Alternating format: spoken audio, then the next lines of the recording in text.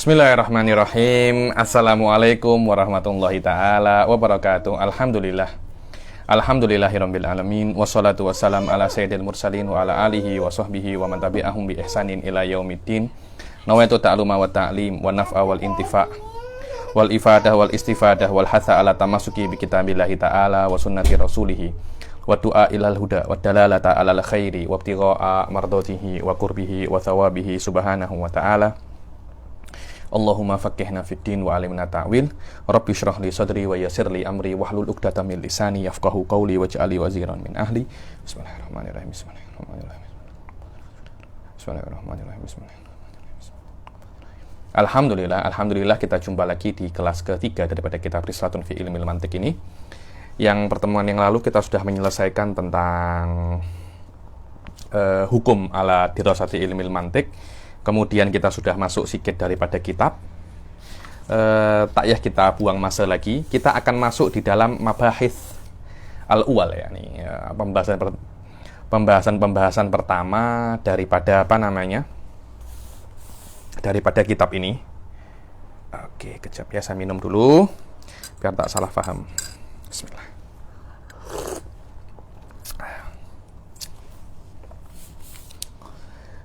Pembahasan di sini pertama yaitu al-ilmul hadits wa taqsimatuhu.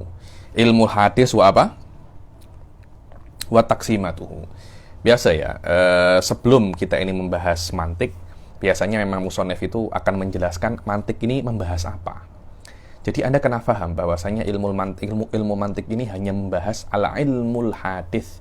Makna ilmu hadits ini adalah ilmu kita, ilmu makhlukat, bukan ilmunya Allah Subhanahu wa ta'ala.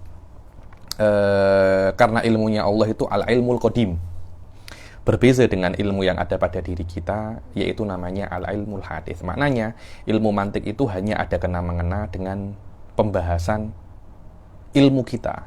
Bagaimana cara struktur ilmu kita itu bekerja akan dibahas di dalam ilmu mantik. Tapi Anda tidak bisa untuk mengaplikasikan hal-hal yang berkaitan dengan ilmu mantik ini kepada ilmu Allah Subhanahu wa ta'ala. Tidak. Karena pembahasan ilmu mantik ada pada ilmul hadits wa taqsimatuhu, dan pembahasannya dan pembagiannya. Dan pembagian ilmu mantik, pembagian ilmu hadits, nanti ilmu nadhari, ilmu daruri, tasawwur, tasdik, semuanya itu hanya pembagian untuk ilmu kita, bukan ilmu Allah Subhanahu wa ta'ala. Ini penting sekali ya, ini penting sekali. Jadi maknanya apa yang kita pelajari dari awal sampai akhir mantik itu tidak ada kena-mengena dengan ilmu Allah sama sekali. Maknanya nanti yang kita akan bahas tasawwur, tasdik, mu'arrif, ahkamul qadaya, uqus wa naqaid, semuanya itu tidak ada kena-mengena dengan ilmu Allah, tapi hanya ada kena-mengena dengan ilmu kita sebagai ilmu hawadis. Nanti akan saya jelaskan sedikit demi sedikit tentang sistem bagaimana akal manusia itu bisa bekerja, dan semuanya itu ada di dalam ilmu mantik. Bismillah. Sin, yang pertama, ma huwa al-ilmul hadits. Apa sih definisi ilmul hadits? Ma huwa itu biasanya untuk definisi untuk mahiyah. Makna mahiyah ini adalah biasanya kata-kata ma itu digunakan untuk bertanya mahiyah. Mahiyah adalah makna mafhum mahiyah sama aja. Yakni ketika Anda tanya ma, Anda bertanya tentang hakikat sesuatu itu apa. Dan kadangkala dijawab dengan had, kadangkala dijawab dengan rosem. Sayati tafsil kullun minhuma di bab namanya babul mu'arrif. Sekarang pertanyaannya adalah, apa sih ilmu hadis ini apa? Ilmu hadis ini apa? Di sini Syekh Yasin Fadani menyebutkan tiga definisi. Tiga definisi untuk ilmu hadis. Dan setiap definisi ini mempunyai lawazim, mempunyai efek, mempunyai impact terhadap ilmu itu sendiri. Dan saya akan jelaskan kejap lagi mana yang diambil oleh manatikoh ya. Karena sebagian ini tak diambil oleh manatikoh, tapi diambil oleh usuliyin. Kenapa? Karena definisi ilmu tersebut lebih sesuai dengan usuliyin, dan begitu pula yang diambil manatikoh untuk menyesuaikan apa yang mereka bahas di dalam kitab-kitab mantik. Ma huwa ilmul hadis? Jawab jim, yakni sin, soal, jim jawab, yakni huwa ma'rifatul ma'lum. Huwa ma'rifatul ma'lum.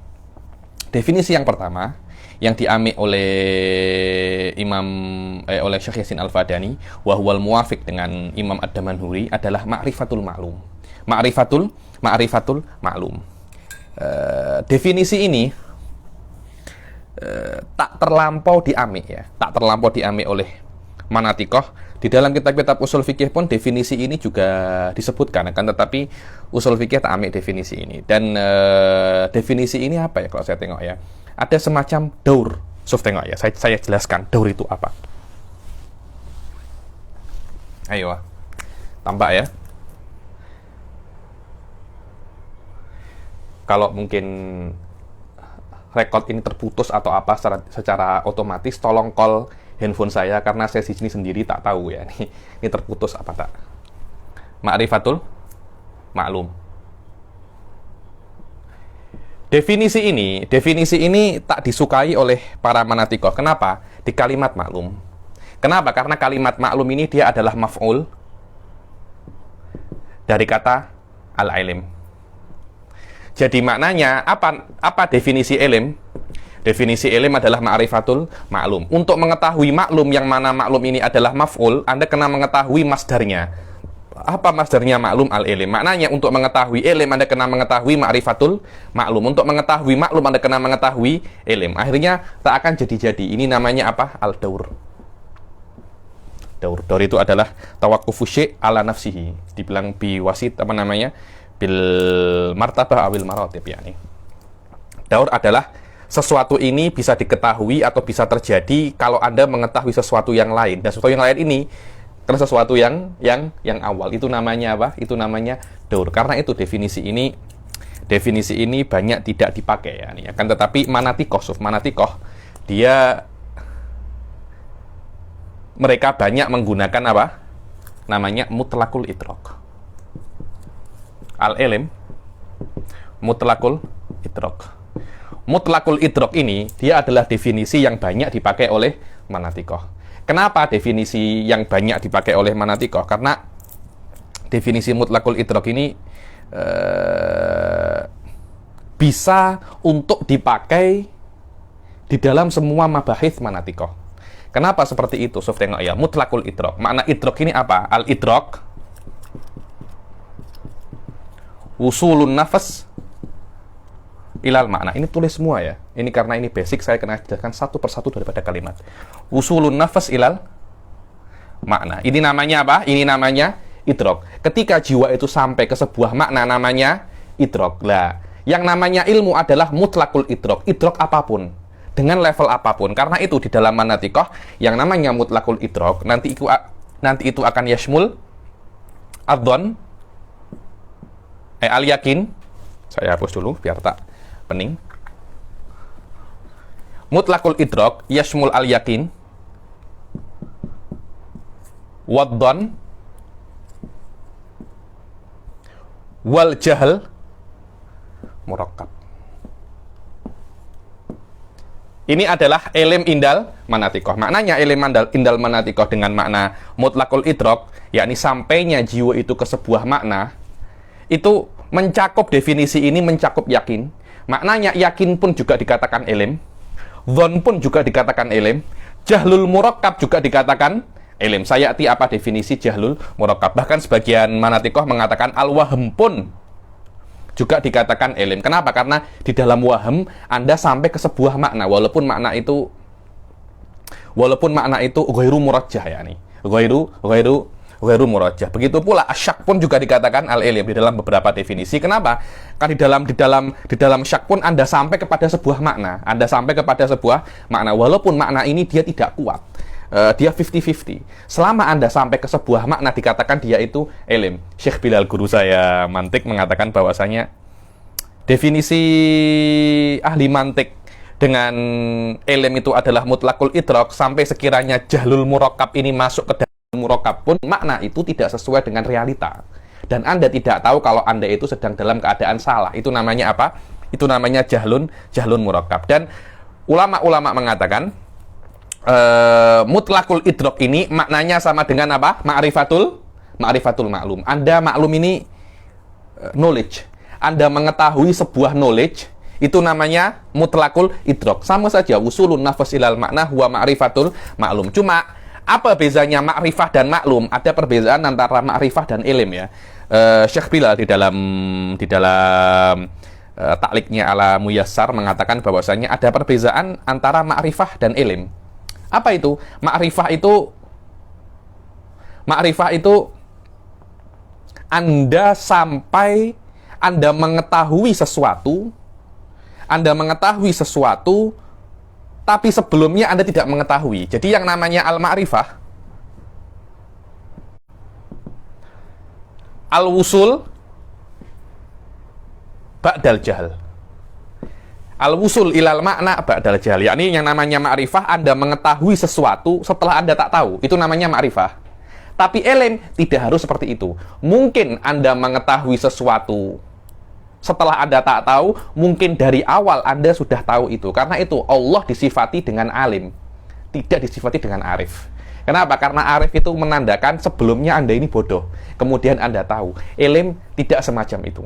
Ini perbedaan antara ma'rifah dan ilm. Karena itu, apa itu ilm? Dikatakan ma'rifatul maklum.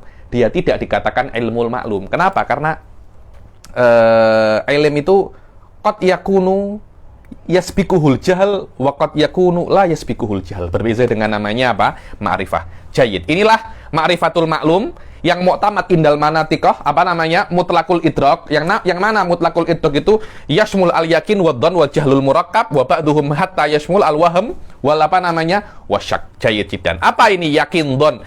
Yakin ini apa? Yakin ini jadi macam ini ya. Kalau Anda ada sebuah kemungkinan Anda mengetahui satu perkara, yang mana satu perkara itu Anda mengetahui, contohnya Habib Ali mengajar hari ini. Ada kemungkinan Habib Ali tidak mengajar. Nah, ketika Anda sudah mengetahui Habib Ali ini mengajar 100%, lawannya 100% ini adalah kedzib. Setelah Anda melihat saya ini mengajar, potensi saya tidak mengajar itu kadzib. Saya mengajar itu yakin. Lah kalau dhon, potensi saya mengajar hari ini 70% lebih besar daripada potensi saya tidak mengajar. Lah, potensi yang lebih besar, kemungkinan yang lebih besar itu namanya dhon. Potensi yang tidak yang lebih rendah itu namanya apa? Wahm. Kalau 50-50 itu namanya apa? Syak. Tapi kalau Anda cakap saya hari ini tidak mengajar, dan Anda cakap, Anda yakin saya hari ini tidak mengajar, tapi kenyataannya saya mengajar, itu namanya al-jahlul murakkab. Apalagi Anda tidak sadar kalau Anda ini sadar, bilang, Habib Ali hari ini mengajar, tahu tidak mengajar, anta ini bodoh. Nah, itu namanya Anda itu jahlul apa namanya? Jahlul murakkab. Inilah definisi yang mu'tamad indal apa namanya? Indal manatiqah, dengan apa namanya tentang masalah ilmu. Dan kalau Anda definisinya ini, nanti pembagian-pembagian yang ada di sini dibagi menjadi doruri, wa nadori, wa tasawur, wa tasdik, semuanya akan oke. Dan ma'rifatul maklum maknanya itu adalah mutlakul idrak. Jiddan. Definisi yang kedua adalah apa namanya? Suf tengok. Wa huwa ma'rifatul maklum wa bi ibaratin huwa apa namanya? Mutlakul idrak. Sama ma'rifatul maklum biasanya juga dinamai mutlakul idrak. Cuma ibarat ma'rifatul maklum, para fuqaha itu tak suka. Apa namanya? Para manatiqah itu tak suka karena dohirnya akan yushiru ilal daur. Berbeda dengan namanya mutlakul idrak. Definisi yang ketiga adalah husulu surati syai' fin nafas. Husulu surati syai' fin nafas.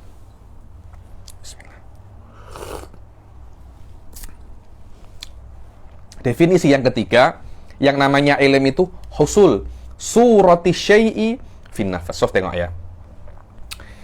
Anda ketika saya mengatakan kepada Anda menjelaskan tentang kereta. Saya jelaskan tentang kereta kancil. Oh, kereta kancil tuh macam ini, macam ini, macam ini. Akhirnya ada semacam gambaran tentang kereta kancil. Atau ketika Anda tengok kereta kancil, akan ada sebuah gambaran tentang kereta kancil yang ada pada diri Anda. gambaran yang ada pada diri Anda itu bukan kereta kancil yang ada di luar, tapi itu hanya semacam gambaran yang ada pada diri Anda. Kereta kancil tetap di luar, yang ada pada diri Anda hanya gambaran tentang kereta kancil. Nah, gambaran itu adalah apa namanya? Itu adalah ilm. Itu adalah ilm. Jayid. Sebenarnya definisi ini oke, tapi kalau Anda masuk ke ilmu kalam yang lebih detail lagi, definisi ini para ulama tak suka. Terutama Syekh Said, pasti definisi ini akan dirot oleh Syekh Said. Kenapa? Karena apa yang Anda ketahui itu bukan sesuai dengan apa yang di luar, tapi bisa yasduk dengan apa yang di luar. Maknanya apa yang di luar bukan sama dengan apa yang ada pada diri Anda. Jadi ketika saya tengok Ustadz Fatih, gambarnya Ustadz Fatih, kemudian ada di dalam otak saya, hakikatnya Ustadz Fatih bukan apa yang saya lihat. Itu hanya impact cahaya ke mata saya, kemudian otak ini mengolahnya. Apa yang saya pahami tentang Ustadz Fatih tidak sesuai 100% dengan apa yang ada di luar hakikatnya Ustadz Fatih. Mungkin saya kalau melihat dengan mata yang lain, karena itu mata kucing, mata kelelawar, melihat Ustadz Fatih tidak sama seperti saya melihat dengan Ustadz Fatih. Apa yang kita lihat di dunia ini, semuanya yang panca indera kita lihat, semuanya hanyalah efek daripada cahaya dan cara bekerja otak ketika cahaya memantul ke Ustadz Fatih, kemudian memantul ke mata saya, kemudian otak saya itu memproses surah itu, jadilah gambar Ustadz Fatih yang saya lihat sekarang. Tapi apakah Ustadz Fatih benar-benar fil khorid bentuknya seperti itu? Hada mutakalimin tak cakap semacam itu. Dan pendapat yang mengatakan tidak sesuai terhadap bentuk fil khorid itu namanya suratun misdaqiyah. Ketika sesuai dengan apa yang ada di khorid benar-benar 100%, itu namanya suratun mir'atiyah. Ini tak payah Anda terlampau Anda pikirkan, tapi Anda ingat saja. Karena suatu saat, kalau Anda belajar ilmu mantik dan kalam lebih tinggi, Anda ingat-ingat kalam saya, ilm itu ada yang mengatakan suratun misdaqiyah, ada yang mengatakan suratun apa? Mir'atiyah. Di sini kelihatannya dari zahirnya, kalamnya Syekh Fadani mengatakan ilm itu adalah suratun mir'atiyah. Maknanya apa yang kita dapatkan gambaran itu sama 100% dengan apa fil kharij. Wa hadza laisa mu'tamad indal manatiqah, yani al mu'tamad indal mutakallimin wal manatiqah, minimal manatiqatul islamiyah suratun misdaqiyah. Maknanya apa yang ada di dalam jiwa kita yasduk alamal fil kharij, bukan dia itu ainu ma fil kharij. Jayyid jiddan. Jayyid, apalagi saya nak cakap. Ini adalah definisi, 3 definisi untuk ilm. Biasanya kalau di ilmu kalam, definisi ilm itu segala sesuatu yang mengumpulkan 3 hal. Yang ada di dalam sesuatu itu 3 hal, maka dikatakan dia itu ilm. Apa itu? I'tiqadun jazim mutabik lil waqi' an dalil. So, i'tiqadun jazim mutabik lil waqi' an dalil, karena dengan apa namanya? Definisi. Mana tadi? Oke, ini saya hapus. Ini definisinya Ini definisinya mutakalimin. Dan ini di ilmu-ilmu basic mutakalimin pasti akan disebutkan. Tapi definisi ini tidak dipakai oleh ahli mantik, cuma saya sebutkan sebagai perbandingan. Karena definisi ilm ini sampai sekarang orang-orang barat pun pening. Apa itu? I'tiqadun jazim mutabik lil waqi' an dalil. Kayak kalau nak lebih singkat lagi, jazmun mutabikun an mujib, sama saja.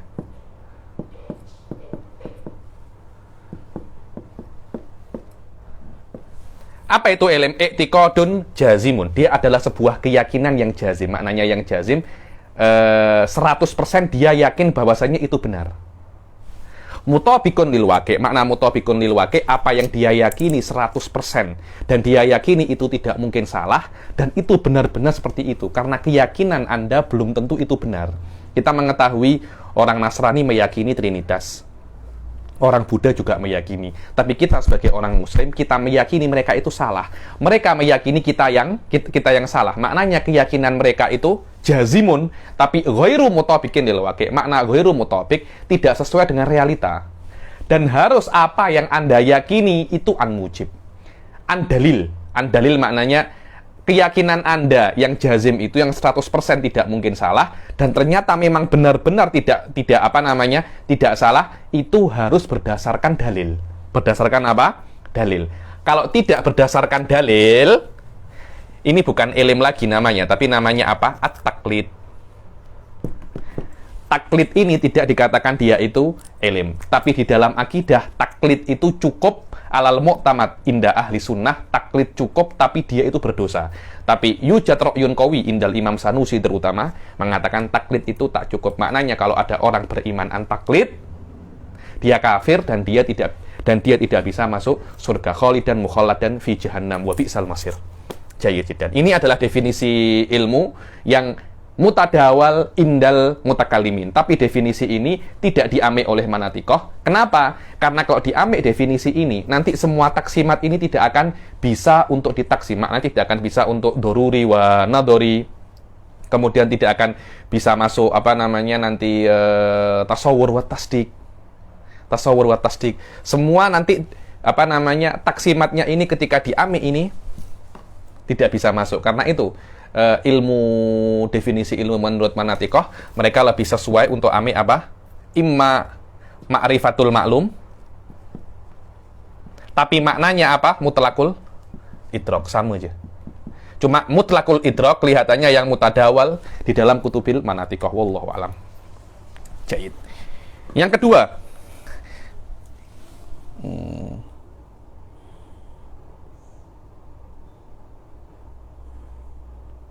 Jaid. Yang kedua, mal farqu bainal ilmi wal ma'lum. Apa sih perbezaan ilm dan maklum? Apa bezanya? Kadang-kadang kita cakap al-ilm, ma'rifatul ma'lum, ma'rifatul ilm. Al-ilm wal ma'lum, ma'lumatullah, ilmullah. Dibilang la farqa bainahuma illa bil i'tibar. La farqa bainahuma illa bil i'tibar. Tidak ada perbezaan antara ilmu dan maklum kecuali dengan perspektif saja, dengan i'tibar. Maknanya Anda nak tengok dari mana? Sama saja. Dibilang kalau bi'tibari illa bil i'tibar fasurah bi'tibari khusuliha fin nafsi tusamma ilman. Dibilang gambaran. Kelihatannya dari konteksnya, kelihatannya Syekh Yasin Fadani ini ambil definisi yang ketiga. Padahal definisi yang ketiga itu mutakalimin banyak tak suka. Dan definisi yang mu'tamad indal manatikoh adalah definisi yang kedua.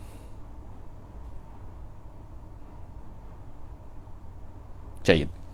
Dan di taklikannya Syekh Yasin Fadani, beliau menyebutkan definisinya usuliyin. Wa amma indal usuliyin fahuwa idrakun khas ay hukmu dhihin al-jazim al-mutabiq lil mujib sama min hissin aw aqlin aw adatin wa hadzal makna la yaqbalul inqisam al-madhkur huna. Dibilang definisi yang disebutkan oleh usuliyin tidak bisa untuk dijadikan maksim untuk taksimat yang akan ada kejap lagi yakni. Apa perbezaan antara al-ilmu wal ma'lum? Dibilang beza, katanya Syekh Yasin Fadani. Ilm itu kalau seumpamanya Anda tengok ya, gambaran MP3, gambaran Ustadz Fatih. Gambaran Ustadz Fatih yang ada pada jiwa Anda ketika Anda tengok Ustadz Fatih sudah pergi. Tapi gambarnya Ustadz Fatih akan tetap ada pada jiwa Anda. Maknanya Anda akan tetap tastahdir gambaran Ustadz Fatih. Mungkin kalau Ustadz Fatih Anda tak suka, Anda mungkin lebih tengok kepada kekasih Anda, kepada istri Anda, seseorang yang Anda cintai. Anda kalau lama berpisah dengan istri Anda, lama berpisah dengan orang yang Anda cintai, Anda akan terngiang-ngiang wajah istri Anda, wajah orang yang Anda cintai. Lah, gambaran itu yang ada pada jiwa Anda itu namanya ilm. Ketika ada di luar, orangnya itu ada, itu namanya apa? Maklum. Beza ya. Dibilang ilmullah ay sifatun qaimatun fi dzatihi. Maklumat adalah ma ta'allaqa bihil ilm fil kharij. Sufil masalah. Dan itu pun bisa dipakai di dalam apa yang dikatakan oleh Syekh Yasin Fadani ini. Apa yang kita fahami di dalam, yang ada gambaran yang ada di dalam jiwa kita, itu namanya ilm. Kemudian yang ada di kharij itu namanya apa? Maklum. Begitu pula ma ta'allaqat bihi sifatu ilmina juga dikatakan dia itu maklumat. Wala farqa bainahuma illa bil i'tibar fasurah bi i'tibari husuliha fin nafsi tusamma ilman wa bi i'tibari husuliha fil kharij tusamma ma'luman. Dibilang gambaran ketika dia itu ada di jiwa itu namanya ilm. Ketika gambaran itu ada di luar, maknanya istri Anda, Ustadz Fatih di luar, ya Ustadz Fatih yang bisa kita sentuh, itu namanya maklum. Tapi gambarnya Ustadz Fatih yang ada pada jiwa kita, itu namanya apa? Ilman. Sin, soal, ila kam yanqasimul ilmul hadits, dibilang sampai ke berapa? Keberapa sih? Dibilang berapa bisa terbagi ilmul hadits? Dibilang ilmul hadits atau ulumuna, ilmu kita itu bukan ilmunya Allah ya. Ilmu kita terbagi menjadi dua. Satunya ilmun doruriyun, satunya ilmun nadoriyun. Satunya ilmun doruriyun, satunya ilmun nadoriyun. Ini penting sekali. Karena ini adalah basic, bukan hanya di dalam mantik ya, tetapi di dalam semua ilmu akan kembali kepada dua ini. Ilmun doruri wa ilmun nadori. Yang qasimu ila kismen ilmun doruriyun wa ilmun nadoriyun. Jayid. Apa itu ilmu doruri? Apa itu ilmu doruri? Sin ma huwal ilmu doruri huwa ma yahsulu bi ghairi nadorin. Ini penting sekali. Ilmu doruri atau ad-doruriyat biasanya yutlaq alaihil badihiyat. Kadangkala doruri wal badihi maknanya sama. Kadangkala maknanya sama. Nanti Anda akan tengok di akhir badihi wad doruri maknanya beza. Apa bezanya? Oke, kita nak tahu apa doruri dahulu. Ad-doruri huwa ma yahsulu bi ghairi nadorin. Ilmu doruri atau ilmu doruri itu adalah ilmu yang Anda fahami tanpa Anda berpikir.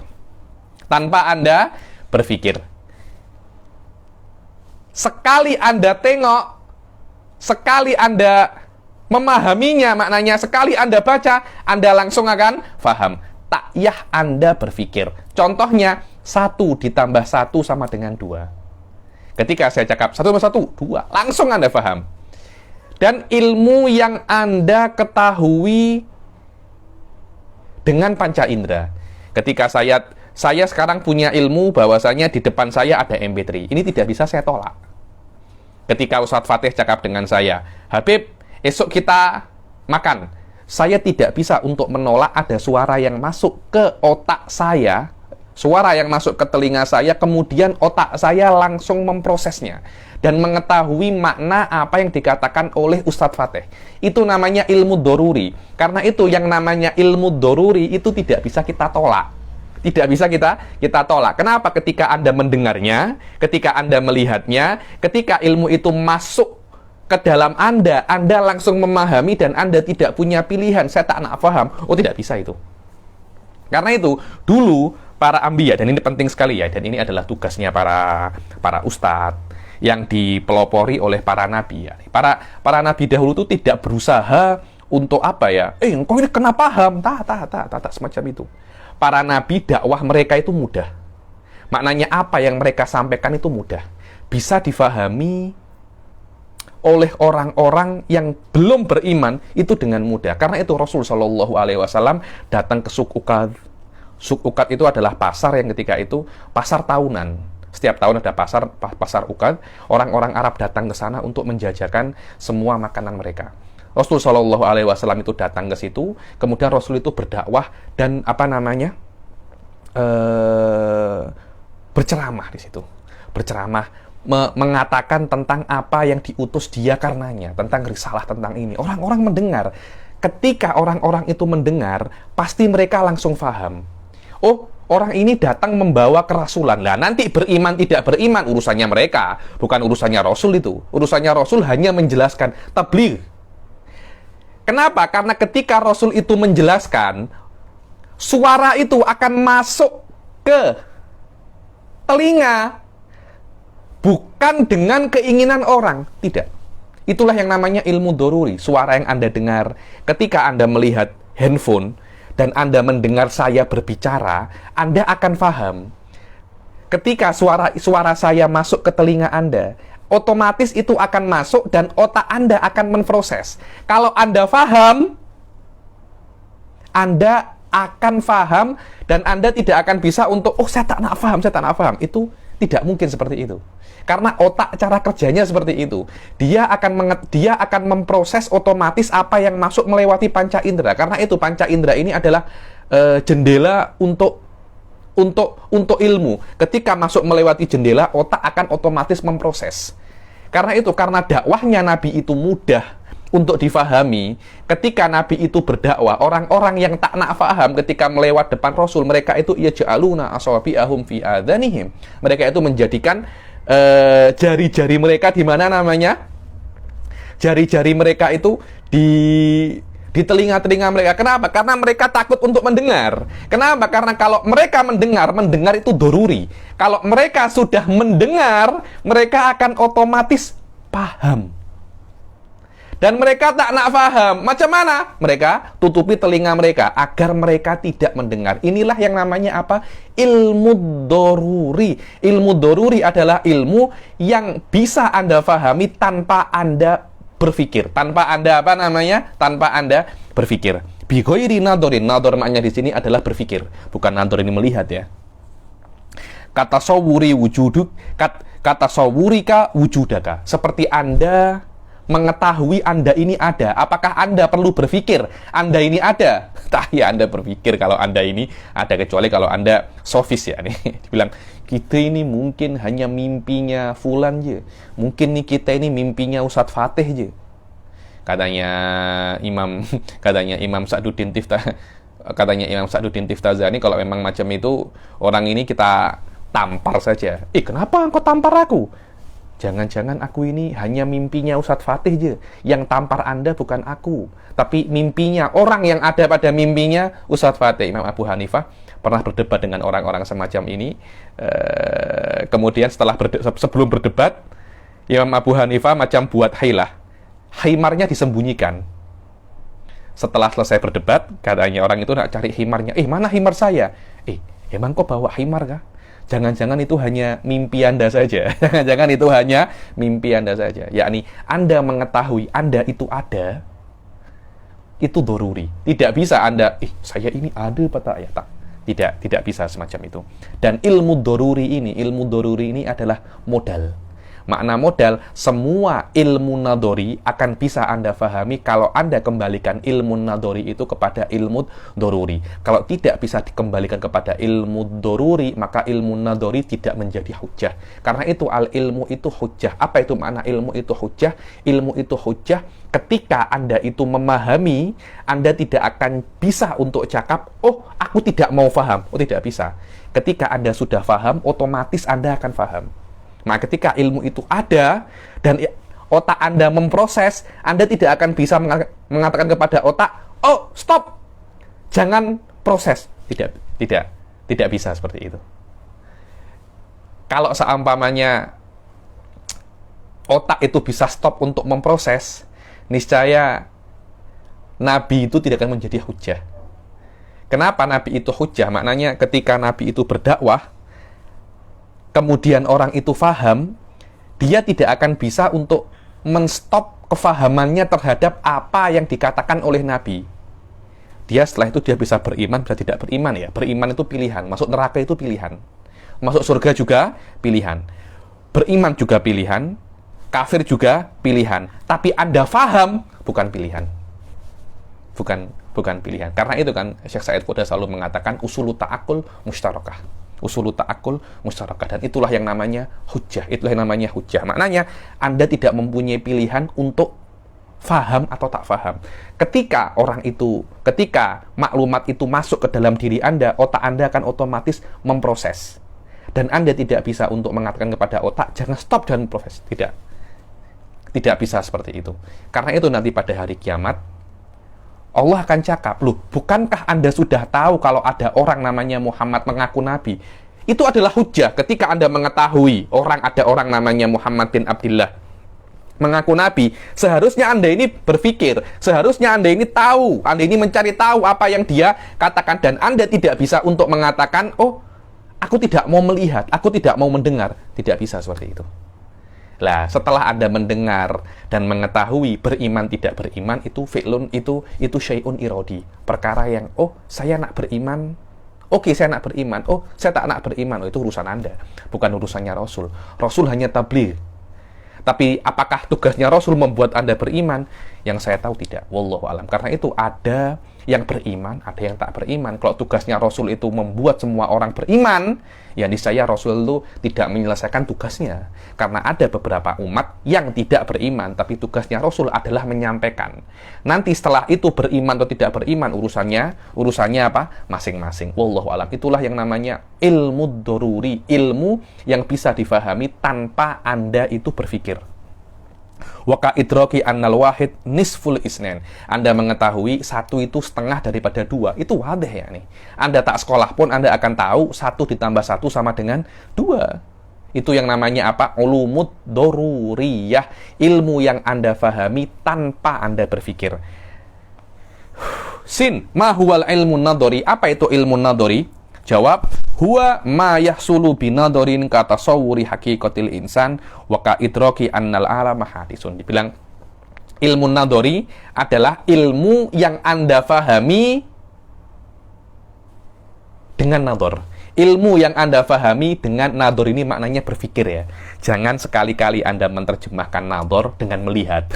Nador ini berpikir. Fuqaha akan apa namanya? Mutakalimin dan manatikoh labudda an tandur. Ai labudda an tufakir. An-nador nadorun kolbi, bukan nadorul ain.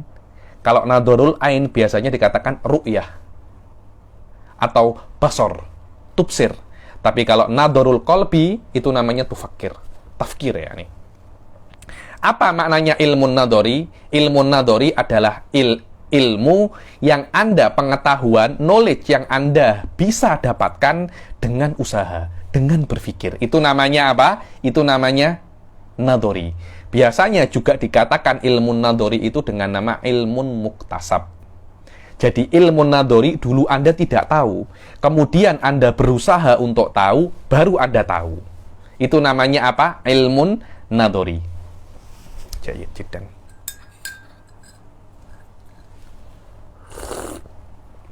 Jadi kita mengetahui ilmu doruri, ilmu yang bisa Anda ketahui tanpa Anda berpikir.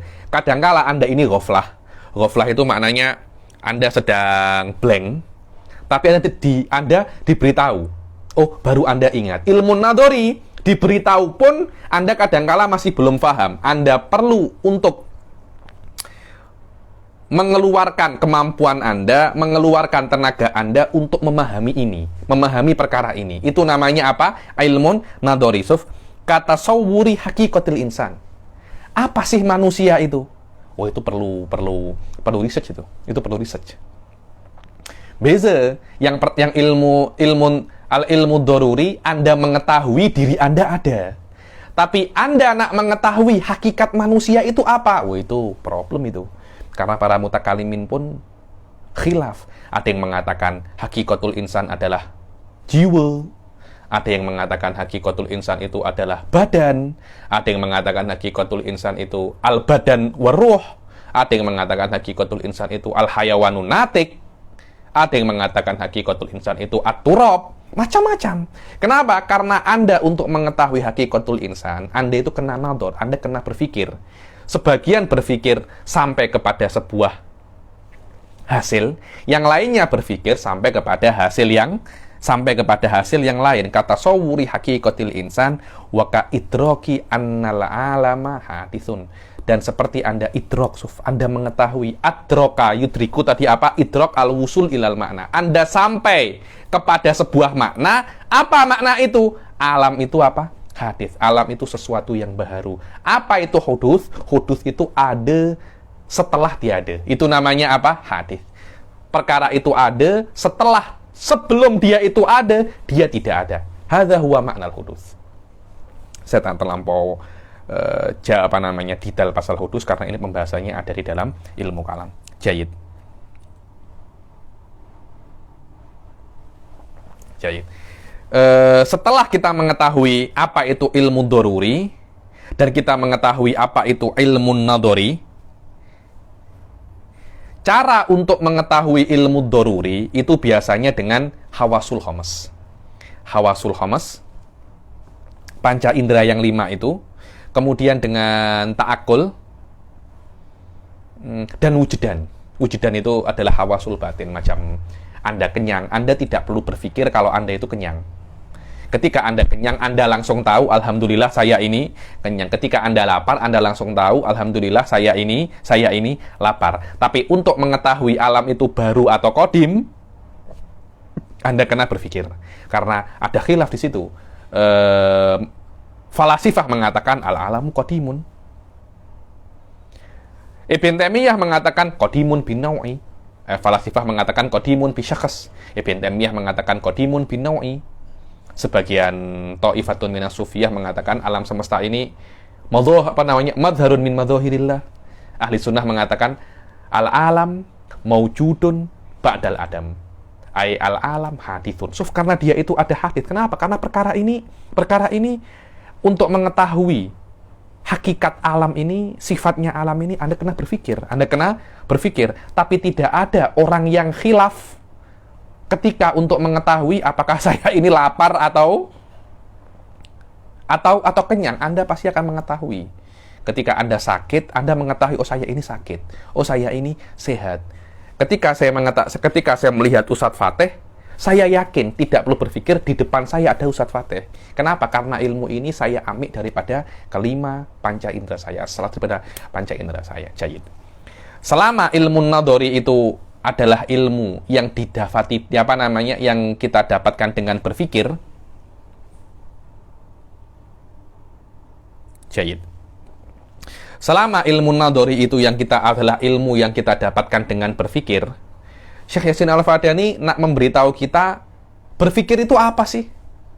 Berpikir ini apa ya? Anda kalau belajar ilmu kalam,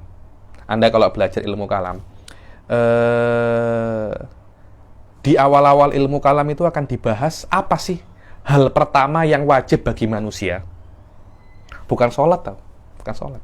Hal pertama yang wajib bagi manusia, hal pertama yang wajib bagi seseorang bukan sholat, bukan zakat, bukan an-nadhar. Apa? Berpikir. Berpikir di apa? Berpikir, Anda wajib berpikir tahu. Anda wajib berpikir bahwasanya Anda ini diciptakan oleh seorang Tuhan. Orang cakap, oh Habib, Tuhan itu bukan seorang. Oke lah, Anda diciptakan oleh Tuhan. Anda kena berpikir. Kan tuh, an-nadhar li ma'rifatillah. Anda wajib untuk berpikir. Berpikir itu wajib tahu. Berpikir itu apa? Wajib. Kenapa? Karena yang berpikir itu adalah awal wajibin alal insan. Bukan pertama kali wajib Anda itu syahadat. Syahadat itu hanya agar Anda dianggap oleh Muslim di dalam status sosial dan mungkin bahkan status politik. Tapi kewajiban Anda secara hakiki adalah Anda itu harus berpikir. Dan Syekh Said Fauda itu selalu mengatakan taklif untuk berpikir jauh lebih susah daripada taklif untuk sholat. Benar, Suf itu. Benar, orang mungkin banyak boleh sholat, tapi tidak semua orang bisa untuk berpikir. Loh, kita semua sekolah, iya, sekolah itu adalah mengajarkan Anda cara untuk berpikir. Ada yang graduate untuk berpikir, ada yang tak graduate untuk berpikir. Kadang-kala dia graduate campus, tapi tetap tidak bisa berpikir. Banyak seperti itu. Jayidan. Terus, nadhar itu apa? Nadhar itu adalah al-fikru fi halil manduri fihi. Alamak, nadhar itu masih al-fikru. Yakni untuk mengetahui nadhar, kita kena mengetahui al-fikru. Apa itu ya Habib? Al-fikru ya Habib? Al-fikru adalah harakatun nafsi fil ma'kulat. Jiwa Anda bergerak di perkara-perkara yang makul.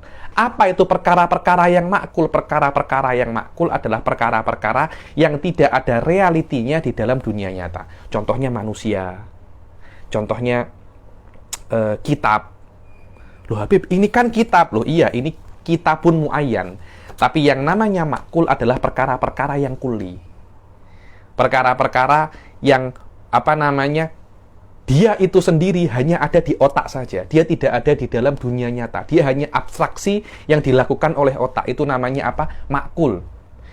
Kalau yang ada di dalam dunia Anda berpikir dengan apa yang ada dalam dunia, tahu Anda berpikir di MP3 ini. Bukan di MP3, tapi di MP3 ini. Fi hadzal MP3. Itu bukan tafkir, itu bukan fikir, tapi itu namanya takhil. Itu berhayal. Jadi MP3 ini saya misalkan dengan orang jumpa manusia, saya tengok Ustadz Fateh, saya tengok laba-laba. Saya ganti apa namanya? Kepalanya Ustadz Fateh dengan kepalanya laba-laba. Itu namanya apa? Takhil. Itu namanya takhil. Tapi kalau saya berpikir daripada dengan perkara-perkara yang kuli, itu namanya tafkir. Dan tidak semua bisa untuk berpikir di dalam apa namanya, di dalam perkara-perkara yang kuli. Susah tahu. Karena itu as'abut taklif huwa nadhar. Taklif yang paling susah yang diberikan oleh Allah kepada kita apa? An-nadhar. Berpikir itu susah, sangat-sangat susah sekali. Lebih susah daripada disuruh untuk sholat. Lebih susah daripada disuruh untuk berzakat. Karena kenapa? Tidak semua orang itu mampu untuk berpikir. Wallahu a'lam. Ma huwa an-nadhar? Huwal fikru fi halil manduri fihi li tu'rafa haqiqatuhu. An-nadhar adalah Anda berpikir, yakni Anda menggerakkan jiwa Anda di dalam makulat agar Anda itu mengetahui hakikat perkara itu apa. Atau untuk sengaja diketahui, atau dikira hukumnya apa, untuk diketahui hakikatnya apa, atau untuk diketahui hukumnya. Ketika Anda pikir, ya apa sih hukumnya sholat duhur? Sholat duhur itu ada perkara yang kuli, tahu, bukan perkara yang juz'i. Karena perkara yang juz'i itu sholat duhur hari ini, itu namanya juz'i. Tapi sholat duhur sendiri itu adalah perkara yang kuli, karena bisa untuk yasduk alaihi masodik kathiro. Sayati perbezaan antara kuli dan juz'i. Jadi yang namanya nadhar adalah gerakan jiwa di dalam perkara-perkara yang makul untuk mengetahui hakikat makul itu apa, atau untuk mengetahui hukumnya, atau minimum untuk memperkirakan, bukan untuk diketahui secara yakin, tapi diperkirakan hukumnya apa. Dhon, yakni untuk diketahui minimum secara 70% potensinya itu benar, hukumnya ini apa. Itu adalah apa? Itu namanya adalah an-nadhar. Jayid. Terus syaratnya untuk berpikir itu apa ya Habib? Syaratnya nadhar yang sahih itu apa ya Habib? Katanya Syekh Yasin, ma syartun nadhari sahih. Jayid. Sekarang saya sudah mengetahui apa itu nadhar ya Habib. Saya nak nadhar ini macam mana? Suf, tengok. Saya nak nadhar karena hati-hati, Suf. Apa ya? Kita ini Asy'ariyah ya nih. Saya tak tahu Anda macam mana, mungkin ada yang Maturidi, mungkin ada yang Wahabi, saya tak tahu. Tapi saya spesifik, saya ini Asy'ari ya nih. Saya ini Asy'ari dan saya meyakini ya nih, di dalam mazhab Asy'ari itu mengatakan bahwasanya seseorang itu tidak akan wajib atau tidak akan masuk neraka karena dia itu kafir, kecuali sudah ada dai yang datang ke dia, kecuali sudah dia itu sampai kepadanya dakwah, sampai kepadanya knowledge bahwasanya ada agama namanya Islam, ada nabi namanya Muhammad bin Abdullah, dan nabi itu mengklaim bahwasanya kalau anda tidak masuk Islam, Anda akan kekal di neraka. Dan ada Tuhan namanya Allah. Yakni dia sudah ada maklumat seperti itu sampai kepada diri dia. Baru kalau dia setelah itu dia tidak beriman, maka dia masuk neraka. Mazhab Maturidi tak macam itu tuh. Mazhab Maturidi, walaupun tidak ada dai yang sampai ke Anda, selama Anda punya akal, Anda wajib untuk nadhar. Kalau Anda ketika nadhar Anda tidak sampai kepada bahwasanya Allah itu ada, Anda kekal di neraka. Asy'ariyah mengatakan kalau Anda tidak ada Rasul atau tidak ada yang datang ke Anda ini ashabul fatrah. Ashabul fatrah masuk surga. Maturidiyah tidak. Kalau Anda tidak sampai kepada Allah, walaupun tidak ada Rasul atau yang datang kepada Anda, dan Anda menggunakan otak Anda, dan Anda tidak sampai kepada adanya Allah, dan Anda tidak bersyukur kepada Allah, tidak bersyukur kepada Tuhan, Anda kena masuk neraka lah. Sof, tengok. Nador itu perkara yang susah tau. Jadi dikira perkara ini adalah perkara-perkara yang simpel. Implikasinya di dalam ilmu kalam sangat besar sekali ini. Sangat besar sekali. Mazhabnya Maturidiyah dalam masalah ini sama dengan mazhabnya Mu'tazilah, cuma dengan perbedaan sedikit saja. Perbedaan sedikit saja. Kemudian ya Habib, saya sudah mengetahui apa itu nador. Terus, kadangkala ada orang nador salah. Mu'tazilah yandur Mu'tazilah, tapi salah. Minimal menurut keyakinan kita sebagai ahli sunnah, Mu'tazilah salah. Wahabi pun juga yandur, salah. Falasifah pun juga yandur, tapi salah juga. Terus, bagaimana sih cara untuk yandur, untuk berpikir yang benar? Katanya Syekh Yasin, saya akan beri syaratnya. Kalau Anda penuhi syarat ini, biasanya nador Anda itu akan benar. Oke, apa syaratnya? Yushtaratulahu salasatu umurin. Ada 3 perkara. Yang pertama, al-aqlu. Anda berakal. Anda apa namanya? Anda berakal. Apa itu makna berakal? Al-aql diitlaqkan 2. Ulumud daruriyah tadi itu, Anda mempunyai ilmu-ilmu daruri sebagai modal untuk Anda berpikir. Karena ilmu daruri itu modal, Sof. Maknanya semua ilmu nadori kena dikembalikan kepada ilmu daruri. Karena manusia, tidak mungkin semuanya ilmu manusia itu daruri. Tidak mungkin semua ilmu itu daruri. Kalau semua ilmu itu daruri, niscaya manusia tidak akan jahil apapun. Maknanya manusia tidak mengetahui sesuatu pun. Dia akan mengetahui segala sesuatu. Kalau semua ilmu itu daruri. Dan tidak mungkin semua ilmu itu nadori. Kalau semua ilmu itu nadori, niscaya manusia tidak akan mengetahui apapun. Karena itu, sebagian ilmu itu doruri, sebagian ilmu itu nadori. Ad-doruri, ulumud doruriyah adalah ilmu yang bisa Anda ketahui tanpa Anda berpikir. Dan di dalam salah satu definisi akal itu sendiri adalah al-ulumud doruriyah. Dan itu adalah definisinya Imamul Haramain di dalam kitabnya Al-Burhan. Definisi yang kedua daripada akal itu adalah malakah. Malakah kemampuan untuk memahami ilmu daruriyah. Kemampuan untuk memahami ulumud daruriyah. Maknanya ketika ada akal, Anda boleh paham ulumud daruriyah. Bukan akal itu adalah ainul ulumud daruriyah. Dan kemampuan untuk paham ulumud daruriyah ini adalah definisi akal menurut Harith al-Muhasibi dan disetujui oleh Imamul Haramain di akhir hayatnya. Kalau tak silap mungkin di kitabnya An-Nidhamiyah.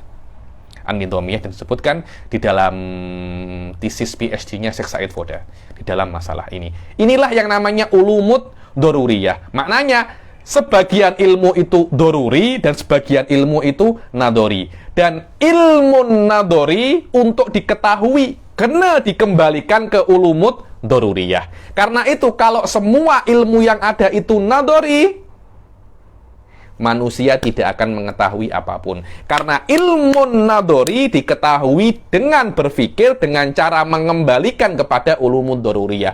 Lah, ulumud daruriyah dikembalikan kemana? Tidak bisa. Ulumud daruriyah akan ada selama Anda manusia. Kenapa? Karena selama Anda manusia, Anda mempunyai kemampuan yang namanya akal. Yang namanya akal itu, dengan adanya akal itu, Anda bisa memahami ulumud daruriyah otomatis. Lah, ulumud nadoriyah Anda kembalikan kepada ulumud daruriyah. Karena itu, ulumud daruriyah ini adalah modal. Dia adalah dalil. Karena itu, kalau ulumud nadoriyah perlu dalil, apa dalilnya untuk memahami ulumud nadoriyah? Ulumud daruriyah. Itulah makna apa namanya akal. Untuk berpikir yang benar, akal Anda harus best. Maknanya akal Anda tidak ada error. Maknanya akal Anda benar-benar Anda itu mempunyai skill untuk mengetahui ulumun daruriyah. Dan itu tidak mungkin kecuali manusia. Hewan tidak akan bisa untuk yandur. Karena itu, hewan itu mempunyai waham, tapi tidak mempunyai akal. Apa perbezaannya? Sayati farquhu fil mustaqbal ya. Yang kedua apa? Intifa'u adadin nadhar minal ghaflah wa taqlid wa fasadil i'tiqad. Yang kedua, agar Anda itu berpikir dengan benar, harus hilang lawan-lawannya nador. Maknanya kalau ada lawan-lawan ini, Anda tidak akan bisa untuk berpikir. Apa itu ghaflah? Ghaflah itu blank. Bagaimana dalam keadaan blank Anda bisa untuk berpikir? Blank itu macam Anda sedang apa ya? Hai. Akal Anda hilang. Biasanya orang itu pingsan, mabuk, itu ghaflah. Maksudnya akal Anda itu hilang. Yakni ghaflah ini dengan makna ghaibatul akal bi ayyi sababin minal asbab. Itu namanya apa? Ghaflah di dalam definisi mantik di sini yakni. Wa taklid. Taklid itu apa? Taklid itu maknanya Anda amik pendapat tanpa Anda amik dalilnya. Kalau Anda sudah taklid, Anda tidak akan bisa tandur. Karena nador itu bukan untuk muqallid. An-nador untuk mujtahid. Loh, maknanya kita ini tak boleh untuk nador kah? Loh, di dalam usulul i'tiqad kita semua mujtahid. Harus kita yandur. Tidak bisa kita untuk nandur di dalam tidak bisa kita ini taklid di dalam perkara yang berkaitan tentang akidah. Karena itu, kalau Anda taklid, Anda tidak bisa untuk tandur. Sebelum Anda nador, Anda kena menghilangkan taklid Anda. Jayid. Yang ketiga apa? Fasadul i'tiqad. Memang benar ini. Kalau Anda sudah mempunyai keyakinan yang salah, Anda tidak akan bisa untuk berpikir. Orang sudah dari awal meyakini Islam itu salah.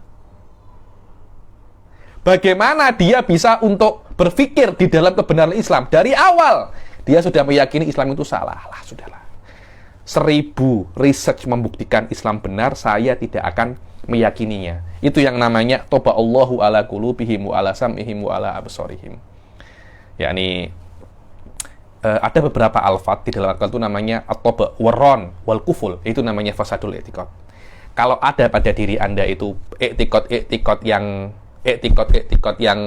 yang salah, yang Anda sudah terlanjur meyakininya, Anda tidak akan bisa untuk melihat lawannya. Saya misalkan kalau kita ini orang Islam, makan babi. Anda dari awal sudah meyakini babi itu haram, babi itu teruk. Ada 1000 doktor, 1000 PhD buat riset babi itu menyehatkan, Anda tak akan baca. 1 lembar pun Anda tak akan baca. Kenapa? Karena dalam diri Anda sudah ada keyakinan bahwasanya babi itu teruk. Itulah yang namanya al-i'tiqad al-jazim. Cuma di dalam case-nya babi bukan fasadul i'tiqad, tapi sehatul i'tiqad. Lah, orang-orang yang meyakini Islam itu salah, yang meyakini ahli sunnah itu salah, dari awal mereka tidak akan bisa untuk yandur. Tidak akan bisa. Yaitu yang namanya toba Allah wal kuful. Hadza huwa wa fi am ala qulubin akfaluha. Dan saya terkejut ada satu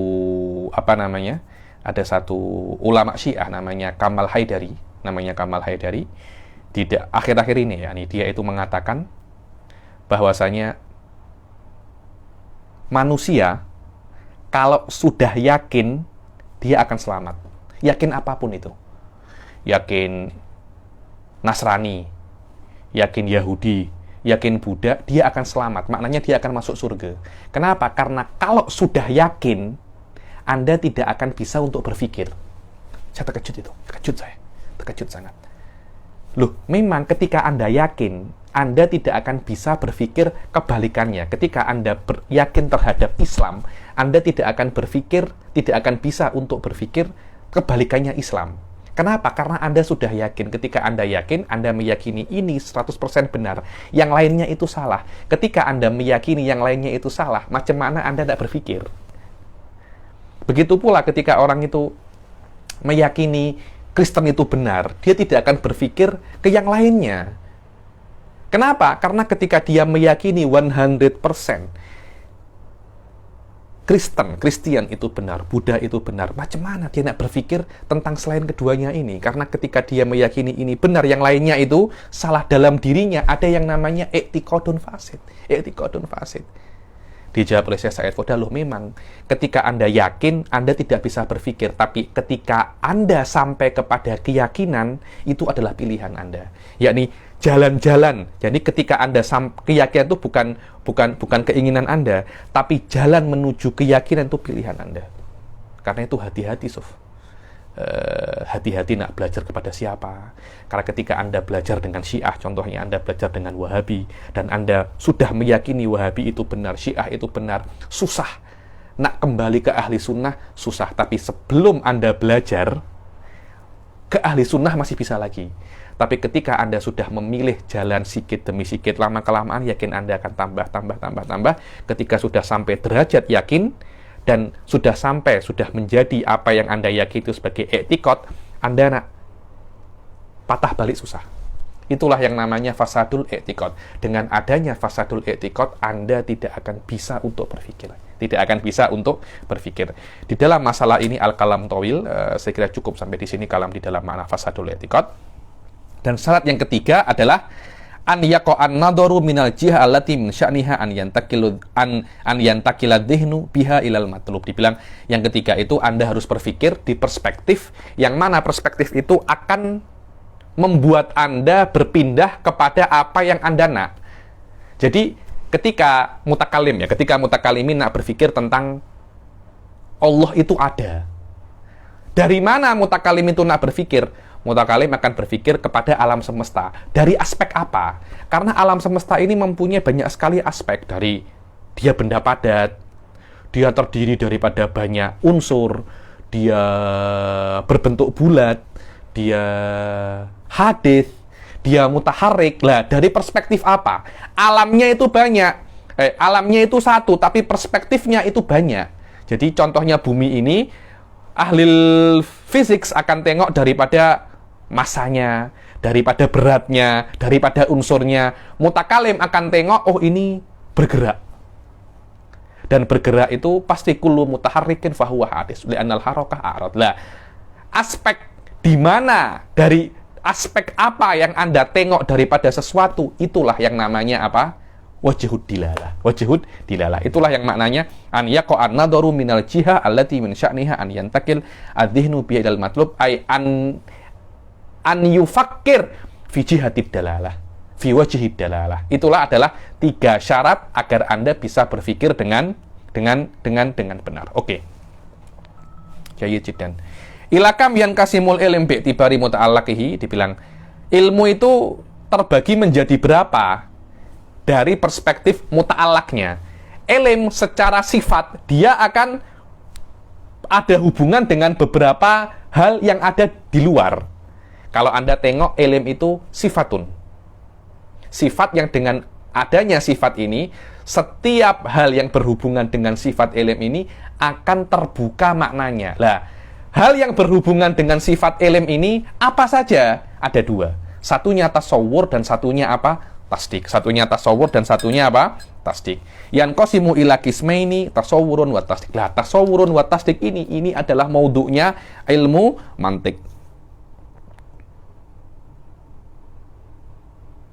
Jayyid jiddan. Kejap. Dan ini adalah muta'allaqnya ilmu kita ya, bukan muta'allaqnya ilmu Allah. Karena kenapa? Tasawwur wa tasdik ini adalah cara bagaimana kita ini untuk mengetahui apa yang ada di luar. Jadi tasawwur wa tasdik adalah aliyah, makna ali wasilatun aliyah, maknanya dia adalah cara bagaimana kita memahami apa yang di luar. Kalau Anda nak memahami apa yang di luar, memahami hukum, analisalah perkara yang ada di luar, ahkam-ahkam itu dengan Anda bagi kepada tasawwur wa tasdik. Maknanya tasawwur wa tasdik adalah cara kita untuk memudahkan kita untuk mengetahui sesuatu. Lah, Allah tak seperti itu. Ilmunya Allah ya ta'allaqu bil asya ala haqiqatihi biduni tasawwur wa tasdik. Karena kalau Allah mengerti dengan tasawwur wa tasdik, maknanya Allah perlu kepada wasilah untuk menganalisa data. Wallahu a'lam.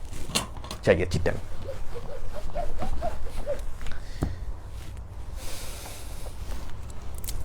Zaidun qa'im. Zaidun apa? Qa'im. Di dalam nahwu, Zaidun qa'im ini namanya mubtada dan khobar, atau lebih dikenal dengan nama jumlatun khobariyah. Di dalam mantik, Zaid ini namanya maudhu, Qa'im ini namanya apa? mahmul. Maudhu dan mahmul. Jayyid jiddan. Kemudian ada satu hal lagi selain maudhu dan mahmul. Apa itu? Hubungan antara maudhu dan mahmul. Ketika kita itu qaim, kan Zaidun qaim, Zaidun itu berdiri. Kita cakap berdiri itu bukan mutlak berdiri, tapi berdiri khas untuk Zaid. Karena berdirinya Zaid bukan berdirinya saya. Berdirinya saya bukan berdirinya Ustadz Fatih. Jadi ada hubungan antara Zaid dan qaim. Hubungan ini namanya nisbah. Nisbah ini adalah hubungan. Dan hubungan antara maudhu dan mahmul itu perkara yang ada tau. Cuma tak tampak aja. Contohnya hubungan Anda dan ayah Anda. Ayah Anda itu kan sama laki-laki kan.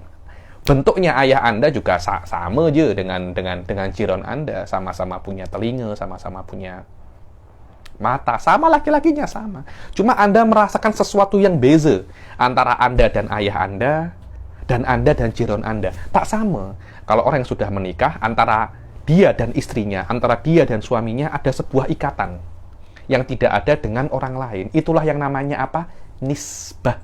Itulah yang namanya apa? Nisbah. Dan nisbah ini berbeza ya. Maksudnya nisbah Anda dengan istri Anda berbeza dengan nisbah Anda dan emak Anda. Sama-sama cintanya, tapi cintanya ke istri tidak semacam cinta ke emak, tidak semacam cinta ke anak, tidak semacam cinta ke ayah.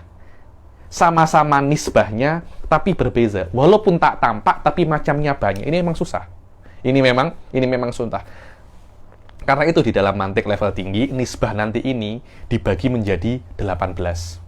Namanya babul muwajjad. Di sini tak ada. Cuma saya jelaskan secara global saja. Maknanya antara Zaid dan qaim ada sebuah hubungan. Hubungan ini namanya nisbah. Lah nisbah ini kalau nak ditakbirkan dengan huruf, biasanya dengan apa? Huwa. Huwa ini menunjukkan nisbah ini. Karena nisbah ini ada. Selama dia ada, kita kena meletakkan huruf untuk menunjukkannya. Untuk apa? Untuk menunjukkannya. Jadi, di dalam Zaidun qaim ada dua yang tampak, satu yang tak tampak. Yang tampak pertama adalah maudhu, yang tampak kedua adalah mahmul, kemudian bagian yang ketiga adalah yang namanya apa? Nisbah. Saya ulangi lagi, yang pertama adalah maudhu. Yang kedua adalah mahmul. Yang ketiga adalah nisbah. Nisbah ini apa? Nisbah ini adalah hubungan, alaqah bainal maudhu wal mahmul. Alaqah bainal maudhu wal mahmul. Jayyid jiddan. Lah, setelah ada alaqah ini, kadangkala alaqah ini hanya hubungan tapi tanpa hukum. Tapi tanpa hukum. Kadangkala ada hukumnya. Apa contohnya Habib tak ada hukum? Kalau Anda cakap dalam keadaan ragu. Hal Zaidun qaim? Tanda tanya. Anda ragu. Anda ragu. Apakah Zaid berdiri? Apakah Zaid berdiri? Anda ragu. Anda yakin ada Zaid? Anda yakin ada qaim, dan Anda yakin ada nisbah antara keduanya, tapi Anda ragu, apakah nisbah itu benar-benar ada di dunia nyata apa tidak? Karena itu, ada para manatikoh meletakkan yang keempat. Apa itu? Iqa'un au intizaun nisbah. Nisbah ketiga mempunyai sahabus. Nisbah yang ketiga dengan makna mauridun nisbah. Mauridul hukum atau mauridun nisbah. Tempatnya hukum. Tempatnya hukum. Ketika Anda menghukumi Zaid apakah dia berdiri atau tidak, Anda tempatnya untuk menghukumi itu adalah nisbah ini. Karena itu ketika saya mengatakan laisa Zaidun qa'iman, laisa Zaidun qa'iman, laisa ini tidak masuk ke Zaid dan tidak masuk ke Zaid dan tidak masuk ke qaim, terus laisa ini masuk kemana? Laisa ini masuk ke nisbah yang ada antara Zaid dan qaim. Maknanya laisa ini menafikan hubungan antara qaim dan Zaid. Kalau tidak ada laisa, maknanya saya mengisbatkan hubungan antara Zaid dan qaim. Kalau saya mengatakan hal Zaidun qaimun, saya meragukan adanya hubungan antara Zaidun wa qaimun. Fakiru syuaya. Karena ini mungkin pertama kali Anda dengar, jadi sikit-sikit susah. Tapi kalau Anda nak analyze jumlah Zaidun qaimun, akan kembali ke 4 ini. Yang pertama adalah maudhu Zaid, yang kedua adalah mahmul qaim, dan maudhu ini namanya mubtada, kalau di nahwu namanya khobar atau mahkum alaihi wa mahkum bihi. Nisbah itu adalah hubungan antara qaim dan Zaid, dan iqa wantizaun nisbah adalah hukum yang kita jatuhkan ke dalam nisbah itu. Apakah memang benar-benar mahmul ini ada pada Zaid atau tidak ada? Kalau ada, kita cakap Zaidun qaimun. Kalau tidak ada, Anda cakap laisa Zaidun qaiman. Itu intizaun nisbah. Kalau Anda meragukan, Anda cakap hal Zaidun qaimun. Ketika hal Zaidun qaimun cuma ada 3. Yang keempat tidak ada, karena Anda tidak menghukumi dengan makna Anda menghukumi itu memang Zaidun benar-benar berdiri atau Zaidun tidak berdiri. Jayid. Inilah makna apa? Makna tasawur. Ini adalah bahagian daripada analis. Anda menganalisa bahagian-bahagian daripada jumlah khobariyah Zaidun qaimun. Terus tasawur itu apa ya Habib? Tasawur itu Anda mengetahui apa makna Zaid, Anda mengetahui apa makna qaim, itu tasawur. Dan biasanya Anda ini tengok daripada dictionary untuk mengetahui apa sih qaimun. Ya kalau ini kan mudah kan, Zaidun qaimun. Cuma kalau kata-katanya saya lebih pelik kan, Anda akan pening juga. Saya akan cakap contohnya qaswaratun muftarisah. Apa ya? Apa makna qaswarah? Apa makna muftarisah? Lah, untuk mengetahui makna qaswarah dan untuk mengetahui makna muftarisah, Anda kena balik ke apa? Dictionary. Untuk mengetahui qaswarah, mengetahui makna qaswarah dan mengetahui makna muftarisah, itu namanya apa? Tasawur. Ada 4 kan? Mengetahui makna maudhu, tasawur. Mengetahui makna mahmul, tasawur. Mengetahui makna nisbah. Apa itu nisbah? Nisbah adalah tempat turunnya hukum. Itu juga tasawur. Mengetahui iqa'un nisbah awintiza'un nisbah, ini adalah tasdikun. Indal hukama. Indal falasifah, yang keempat ini namanya tasdik. Indal Imam Razi, yang keempat ini masih tasawur. Anda mengetahui iqa' wal intiza, Anda menghukumi, Anda mengetahui hukumnya, atau Anda mengetahui hukum itu tidak ada, masih dalam kategori tasawur. Kemudian Anda menggabung 4 ini, gabungan daripada 4 ini, tasdikun. Indar Razi. Indar Razi. Karena itu, at-tasdik murakkabun indar Razi, basitun indal hukama.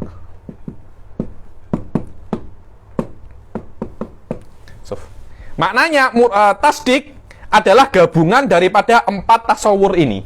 Makna tasawur adalah Anda mengetahui makna vocab, mengetahui makna perkara yang basit. Anda mengetahui makna Zaid, mengetahui makna qaim, mengetahui makna nisbah, Anda mengetahui makna iqa' wal intiza. Anda hanya mengetahui ini, Anda mengetahui 4 gabungan ini, itu adalah tasdik menurut Imam Razi. Tapi Anda mengetahui yang nomor 4 saja, tasdik indal hukama. Menurut Razi, Anda mengetahui yang nomor 4 ini bukan tasdik, tapi masih di dalam tasawur. Karena itu, menurut Imam Razi, tasdik itu murakkab, gabungan daripada 4. Menurut Hukama tasdik itu hanya yang nomor 4. Karena itu, menurut hukama, 3 yang pertama ini syurut, syarat saja. Syarat untuk tasdik. Maknanya ketika ada yang ketiga ini, maknanya untuk ada yang keempat, yang ketiga ini kena ada. Tapi 1, 2, 3 ini ada, belum tentu yang keempat ada. Yang iya, yaitu namanya syurut. Syaratnya sholat. Contohnya, syaratnya sholat adalah wudhu. Ketika ada wudhu, belum tentu ada sholat. Tapi ketika ada sholat, pasti ada wudhu. Jadi, syurutun indal hukama wa syuturun indal Imam Razi. Jadi, Imam Razi mengatakan 1, 2, 3, 4 ini bagian-bagian daripada tasdik. Ketika bergabung, dia akan menjadi tasdik. Ala kullin, menurut keduanya ini, sebelum ada tasdik, kena ada tasawur dahulu.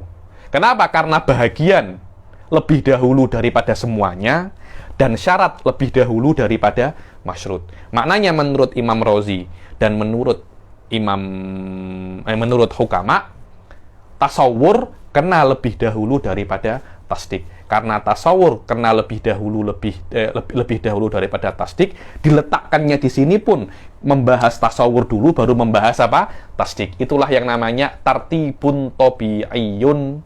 Tartibun apa? Tabi'iyun. Maknanya tartib tabi'inya memang kena tasawur dulu baru tasdik. Dan diletakkan di kitabnya, memang diletakkan tasawur dulu baru tasdik. Lah, diletakkan di kitab ini namanya tartibun wad'i. Tartibun wad'i karena tidak boleh bertentangan dengan tartibun tabi'i. Saya definisikan apa tartibun tabi'i di sini.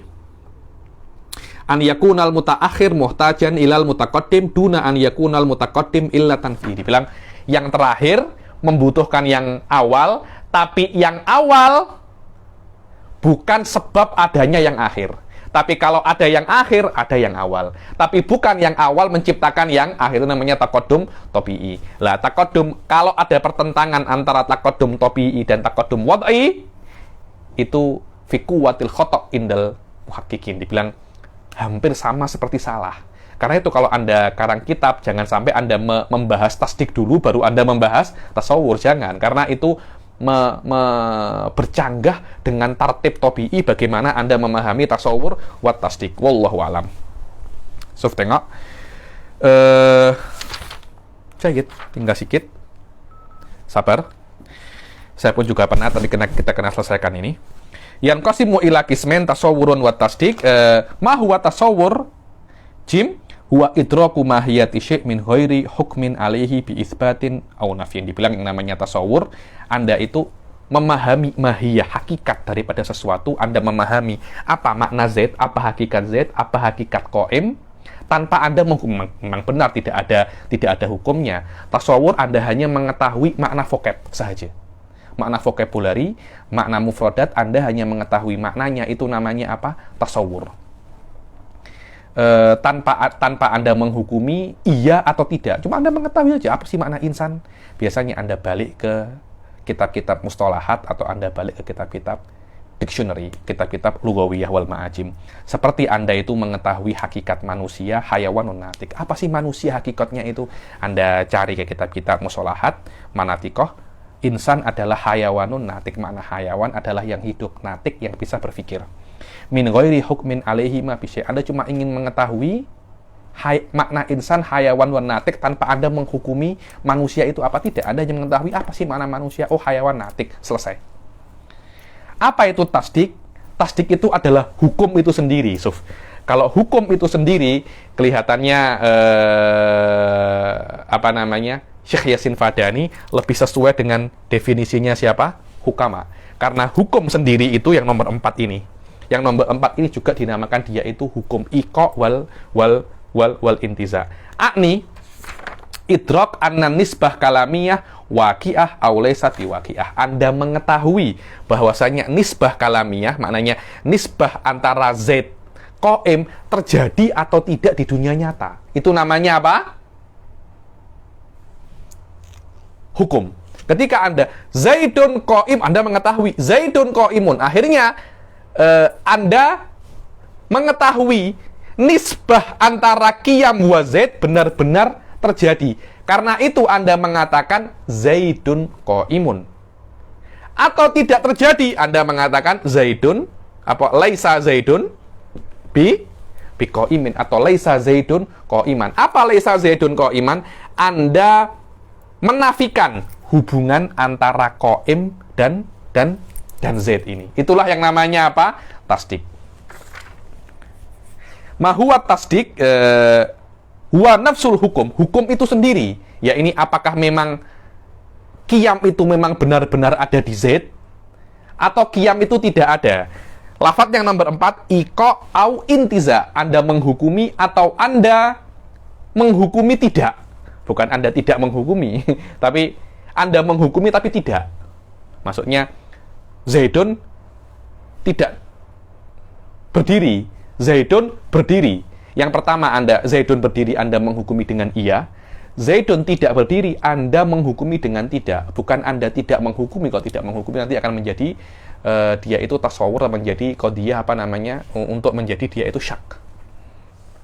Akni idraka an-nisbatil kalamiyah. Nisbah kalamiyah adalah nisbah yang ada di dalam kalam ini, bukan idrok nisbah al-waqi'iyah. Kalau waqi'iyah di dalam realitanya, tapi ini nisbah kalamiyah yang ada di dalam perkataan ini. Waqi'ah aw laysat bi waqi'ah wa tasawwuratu thalathah. Akni bilang tasawwurat salasah. Tiga tasawur ini maudhu mahmul, dan Anda tasawur nisbah.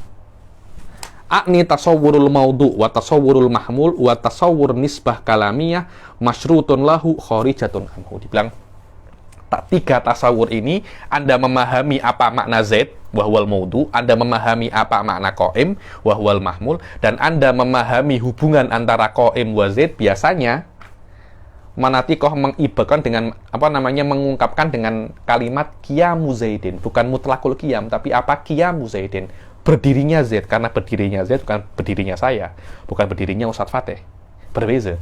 Selama ada tiga tasawur, maudhu, mahmul, wa nisbah, dikatakan tiga ini adalah syurutun, syarat untuk sampai ke hukum. Tanpa adanya tiga ini, Anda tidak akan bisa sampai ke hukum. Karena itu kan al-hukmu ala syai'i far'un an tasawwurihi. Maknanya hukum atas sesuatu itu adalah cawangan daripada Anda memahami sesuatu itu. Kalau Anda tak paham, Anda tidak akan bisa untuk menghukumi. Untuk menghukumi ini, Anda kena paham Zaid, qaim, wa nisbah bainahuma, baru Anda bisa menghukumi. Tanpa Anda memahami itu, Anda tidak akan bisa untuk menghukumi. Banyak orang-orang itu tanya, Habib, apa hukum main forex, Habib? Apa tuh forex? Saya kena tasawur makna forex dahulu. Saya kena tasawur makna bermain. Baru saya bisa menghukumi. Syekh Ba'udhan, guru saya Minhaj, guru saya fikih, itu selalu mengatakan, nahnu hakamna ala syai'i biduni tasawuri maknahu. Betul itu. Banyak kita ini menghukumi sesuatu tanpa kita memahami apa hukumnya. Habib,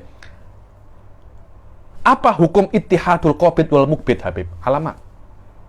Saya kena faham apa itu qabid, saya kena faham apa itu mukbid, dan saya kena faham apa itu ittihad. Tanpa saya memahami itu, saya tidak akan bisa untuk menghukumi. Karena itu kan di dalam kitab ini Syekh Yasin yajri atau jaro ala definisinya ala definisinya ala mu'tamadnya falasifah, tidak ya wahwa jumhurul manatikoh kepada definisinya falasifah emang. Tapi Imam Razi dan madrasahnya lebih mengatakan empat ini adalah bagian daripada tasawur, bagian daripada tasdik. Ilakam yang kasimut tasdik, yang kasimu ila arba'ati aksam, yakinun wa dhannun wa jahlun murakkab wa taklid. Dibilang tasdik itu atau hukum itu terbagi menjadi empat. Kadangkala Anda menghukumi secara yakin, kadang Anda secara dhon, kadangkala jahlun murakkab. Jahlun murakkab adalah Anda tidak tahu ketika gajah itu apa? Gajah itu mempunyai sayap. Nah, ketika Anda mengatakan gajah mempunyai sayap, maknanya Anda tidak tahu gajah. Dan Anda kira Anda tahu gajah. Itu namanya jahlun murakkab. Anda tidak tahu kalau Anda tidak tahu, dan Anda tidak tahu gajah. Itu namanya jahlun murakkab. Wa taklid. Taklid adalah Anda mengetahui, Anda amik hukum dari orang tanpa dalilnya. Terus kenapa Anda amik ini? Ya karena sebab, mungkin karena saya suka orangnya, mungkin karena tekanan politik, mungkin karena tekanan sosial, tapi jelas bukan karena dalil. Itu namanya apa? Taklid.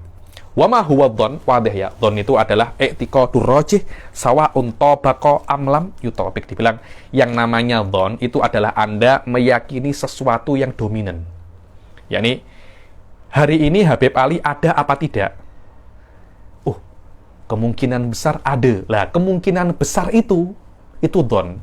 Kemungkinan kecil itu namanya waham.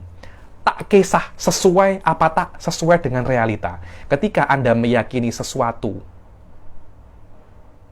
yang kemungkinan besar itu benar, kemungkinan besar ya, itu terjadi, itu namanya dhon. Tak kisah memang benar-benar terjadi atau tidak. Selama ada kemungkinan besar, itu namanya dhon. Kemungkinan yang kecil namanya apa? Waham. Kalau kemungkinannya 50-50, namanya apa? Syak. Kalau kemungkinannya 100%, yakin. Lawannya 100%, kadib. So, tengok ya. Yakin 100%, lawannya 0. Apa ini? Kadib. Dhon, kemungkinan besar 70%, 60%. Lawannya apa? Waham. 50-50, apa namanya? Syak. Yang pertama syak, yang kedua juga syak. Karena 50-50 dia. Wa ma huwa jahlul murakkab huwa i'tiqadul jazim al ghairul mutabik. Yang namanya jahal murakkab itu adalah Anda meyakini sesuatu dengan sebenar-benarnya tidak mungkin salah.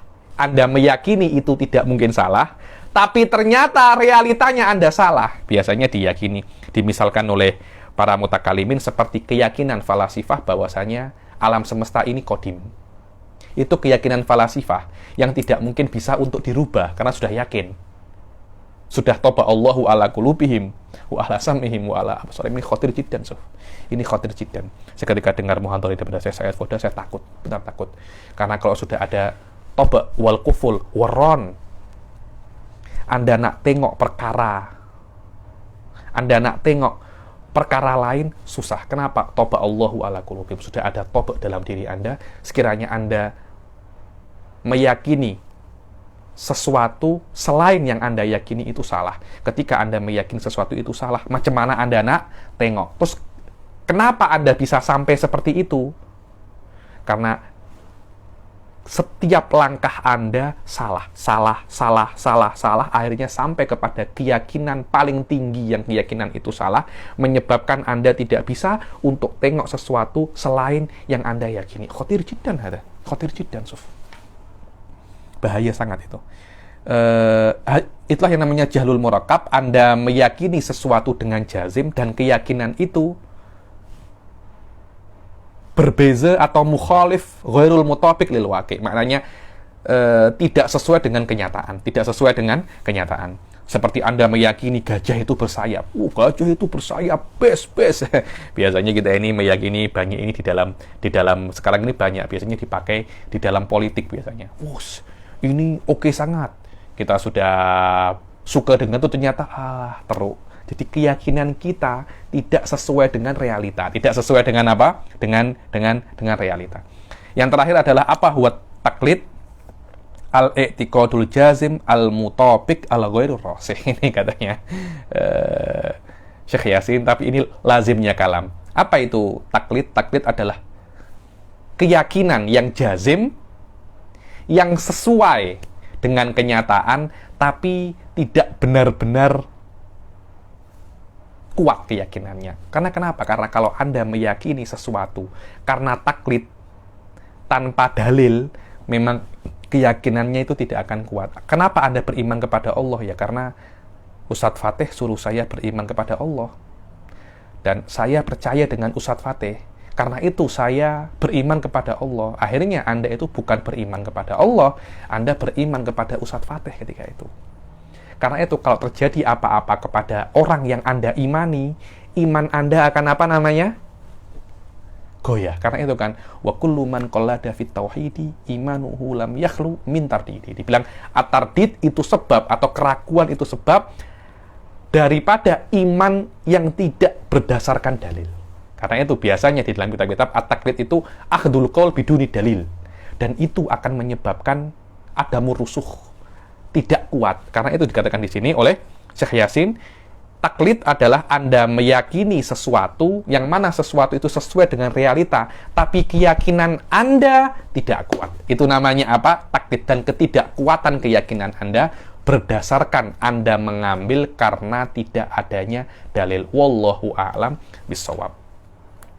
Kita akhiri sampai sini dulu. Insya Allah pertemuan akan datang kita akan masuk ke Mabahithul Alfat. Wabillahi taufiq wal hidayah wa ridha wal inayah. Assalamualaikum warahmatullahi taala wabarakatuh.